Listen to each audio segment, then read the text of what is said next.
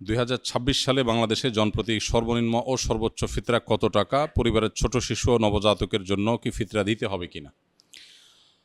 এই প্রশ্নের উত্তর হলো যে নবী করিম সাল্লাল্লাহু আলাইহি সাল্লাম বলেছেন, যাকাতুল ফিত্র তুহরাতান লিস-সাইমি আনিল লাগবি ওয়ার রাফাস ওয়া তু'মাতাল লিল মাসাকিন। অর্থাৎ ফিতরা হলো রোজাদারের রোজাকে রিফাইন করার জন্য। রোজাদার রোজা রেখে ভুল কিছু বলে ফেলে, অহেতুক কোনো কথা বলে ফেলে, কোনো কাজ করে থাকে যেটার ফলে রোজার গুণগত মান ক্ষুণ্ণ হয়, এ সকল ত্রুটি বিচ্যুতি থেকে রোজাকে পরিচ্ছন্ন এবং পবিত্র করবার জন্য ইসলাম ফিতরার বিধান দিয়েছে। এজন্য রমজান মাসের শেষে আমরা যে ফিতরা দিয়ে থাকি, সাদকায়ে ফিতর দিয়ে থাকি, এটা মূলত আমাদের পুরো মাসের রোজাটাকে পরিচ্ছন্ন করার জন্য, এটাকে অন্য সব ভুল ত্রুটি থেকে পবিত্র করে আল্লাহর কাছে গ্রহণযোগ্যতার উপযুক্ত করা, এটাই হলো এই ফিতরার অন্যতম উদ্দেশ্য। ফিতরার আরেকটা উদ্দেশ্য নবী সাল্লাল্লাহু আলাইহি ওয়াসাল্লাম বলেছেন, সেটা হলো তু'মাতাল লিল মাসাকিন, মিসকিনদের খাদ্য দান কর্মসূচি। পৃথিবীর ইতিহাসে এটাই সম্ভবত সর্বপ্রথম ব্যাপক এবং সমাজের সর্বস্তরের মানুষের জন্য, দুস্থ মানুষের জন্য খাদ্যদান কর্মসূচি। আজকের পৃথিবীতে বহু খাদ্যদান কর্মসূচি, কর্মবিনিময় খাদ্য, নানান প্রজেক্টের কথা আমরা জানি, কিন্তু ১৫০০ বছর আগে আল্লাহ নির্দেশে নবী করিম সাল্লাল্লাহু আলাইহি সাল্লাম রমজানের শেষে সকল রোজাদারদেরকে, সচ্ছল রোজাদারদেরকে যে ফিতরা দেওয়ার নির্দেশ করেছেন, এটার উদ্দেশ্যই হলো যে ঈদের একটি দিন অন্তত সকল অসহায়, দুস্থ, গরিব, অভাবী মানুষের বাসায় খাবারের ব্যবস্থা যেন থাকে। আজও পর্যন্ত পৃথিবীতে যত খাদ্যদান কর্মসূচি আছে, এর কোনোটিকে আল্লাহর দেওয়া ইসলামের এই ফিতরা ব্যবস্থাপনার সাথে কোনোভাবে তুলনা আপনি করতে পারবেন না। একযোগে গোটা বিশ্বের এত অভাবী মানুষের খাবার অন্য কোনো ইস্যুকে কেন্দ্র করে পৃথিবীর কেউ আজও পর্যন্ত দিতে পারেনি, যেটা রমজানকে ঘিরে ফিতরা কেন্দ্রিক খাদ্যদান কর্মসূচি মুসলমানরা গোটা বিশ্বব্যাপী করে থাকে। তো এই ফিতরা সম্পর্কে আমাদের অনেকেরই জানার থাকে, এবছর ফিতরা কত, এটার মূল কনসেপ্টটা আমাদের একটু জানা দরকার। ফিতরা কি প্রতি বছর চেঞ্জ হওয়ার জিনিস কিনা? আমরা প্রতি বছর তো ফিতরার দাম, মূল্য নির্ধারণ হয়ে থাকে। তো এটার উত্তর হলো যে ফিতরা যেহেতু খাদ্যদান কর্মসূচি, খাদ্যের পরিমাণ, পরিমাপ এটা শরিয়া ঠিক করে দিয়েছে। খাদ্যের মূল্য দিয়ে যদি ফিতরা আদায় করা হয়, তাহলে সেক্ষেত্রে খাদ্যের মূল্য তো উঠানামা করে, সেই হিসেবে ফিতরা কত হয় এক এক বছর এক একটা হতে পারে।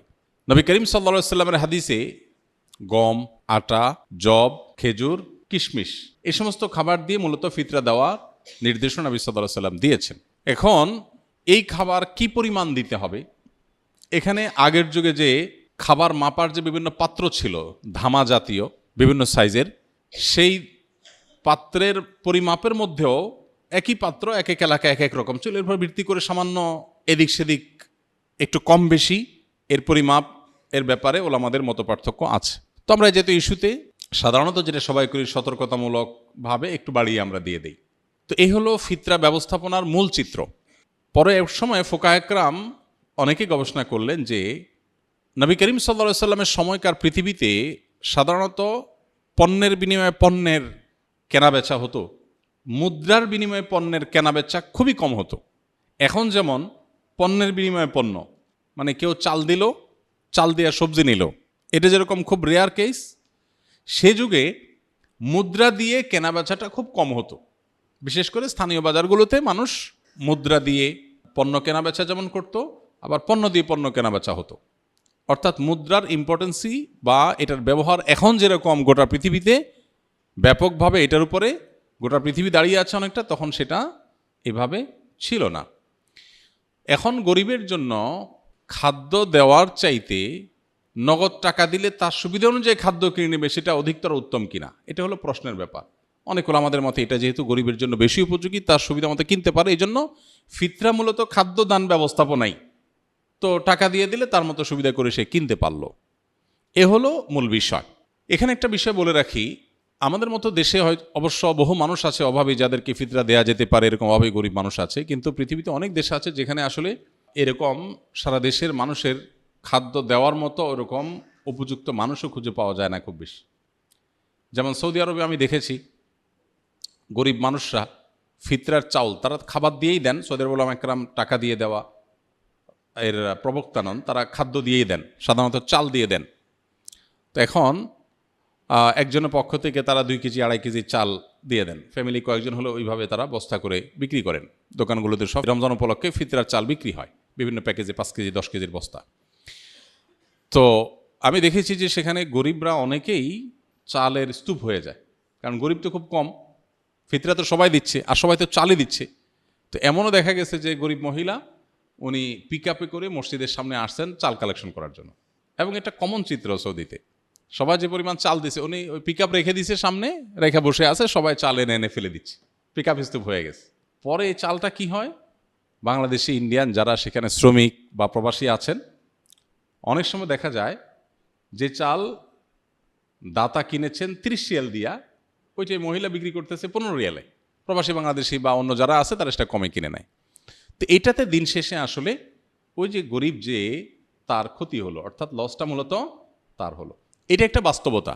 এর প্রেক্ষিতে ওলামায়ে আহনাফ, অনেক ওলামায়ে ইকরাম বলেন যে ফিতরা যদি টাকা দিয়ে, পয়সা দিয়ে দিলে গরিবের আরও বেশি উপকার হয়, তাহলে সেক্ষেত্রে এটা দিয়েও দেওয়া যাবে, কিন্তু মূল লাইনটা হবে ওই খাদ্যকে কেন্দ্র করে।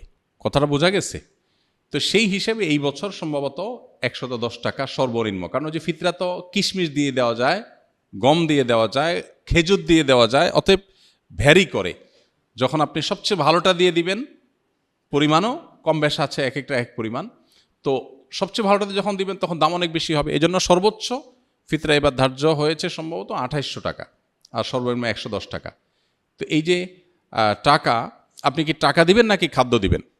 এটা যদি বলেন, আপনি যদি কোনো গরিবকে খাদ্য দিলে তার উপকার হবে আপনি জানেন, কোনো সন্দেহ নেই। আমার দেশে বহু গরিব আছে যাদের খাবার দিলে, আসলে চাল কিনে দিলে, ডাল বাজার করে দিলে তার উপকার হয়, তো আপনি খাদ্য দিয়ে দিবেন। আমি ব্যক্তিগতভাবে সাধারণত ঈদকে কেন্দ্র করে ফিতরার জন্য গরিব কোনো পরিবারকে সবার পক্ষ থেকে আমি চাল কিনে দিই, আর এক্সট্রা হিসেবে নিজে থেকে ঈদ উপলক্ষে আরও কিছু খাবার মুড়ি টুড়ি কিনে যাতে করে সুন্দর করে তারা খেতে পারে, এটা করি। এর শরীয়ত আমাকে শরীয়ত নির্দেশ দিয়েছে শুধুমাত্র আমাকে মৌলিক খাদ্য যে রেস্টটা দিতে, তার পাশাপাশি অন্য কিছু নফল হিসাবে আমি দেই, এটা আমার নিজস্ব চর্চা। বাট এটা নিয়ে যে পরিমাণ আমাদের মধ্যে আপনার বিতর্ক, বর্ষা এবং অনেক বেশি এটা নিয়ে আমাদের দেখা যায় পাল্টাপাল্টি বক্তব্য, এটা অনভিপ্রেত। ওলামাদের এই সমস্ত ইজতিহাদি বিষয়গুলোতে, গবেষণাগত বিষয়গুলোতে একেবারে আপনার জাবর কেটে কোনোটাকে সঠিক কোনোটাকে রং বলে আমরা সাধারণ মানুষ অন্তত সোশ্যাল মিডিয়াতে এটা নিয়ে পাল্টাপাল্টি করা কোনো অবস্থাতে উচিত না বা গ্রহণযোগ্য না।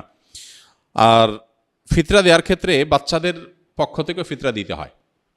ফিতরা পরিবারের কর্তা যিনি, তার পরিবারের সকল সদস্য যারা তার অধীনস্থ আছেন সবার তরফ থেকে তিনি ফিতরা দিবেন। এমনকি যে বাচ্চা ঈদের আগের দিন জন্মগ্রহণ করেছে, আর যদি তারপরে জন্ম হয় তাহলে তার জন্য ফিতরা নেই। মোদ্দা কথা, সকল পরিবারের সকল সদস্যদের তরফ থেকে ফিতরা হবে। তবে কেউ যদি মারা গিয়ে